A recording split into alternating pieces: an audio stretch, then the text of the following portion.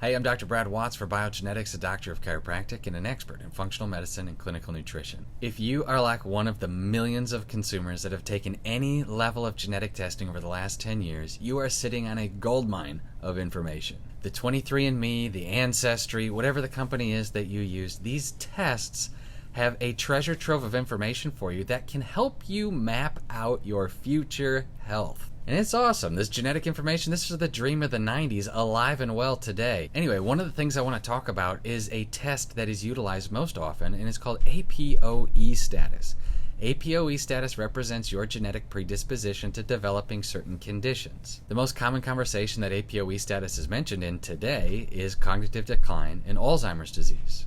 But nobody ever tells you why. The ApoE status can contribute to a whole host of inflammatory problems. You are going to express larger amounts of NF-kappa beta activity. That same NF-kappa beta I talked to you about in a previous video. If you genetically produce a higher amount of NF-kappa beta activity, you probably want to know if it's associated with any of the conditions you're dealing with. Diabetes, chronic fatigue, fibromyalgia, headaches, migraines, gut problems, irritability, neuropathy, pain. Your ApoE status has a lot to tell you about your NF-kappa beta activity. While there are a bunch of different subtypes of ApoE, the worst one is called ApoE4. If you have ApoE4 status, you're the person I've been talking about. You're predisposed to developing a whole host of inflammatory-based conditions, not the least of which is cognitive decline or Alzheimer's disease. Once that genetic code has been turned on and begun to be expressed, controlling inflammation becomes the name of the game. By supporting innate intelligence's ability to downregulate NF-kappa beta,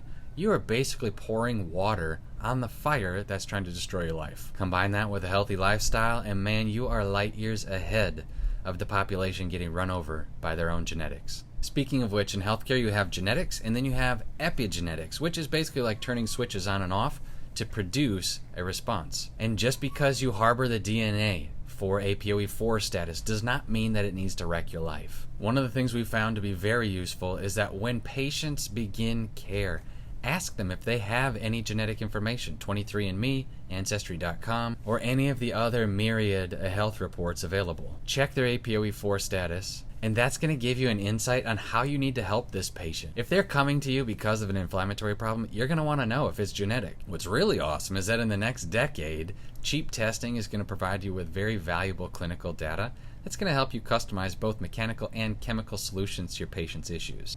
And we're there. I mean, chiropractors all over the country are using this style of information to help promote better function in their patients. If you want more information on ApoE4 status and how you can use it to benefit your patients and their outcomes, check out biogenetics.com/learn.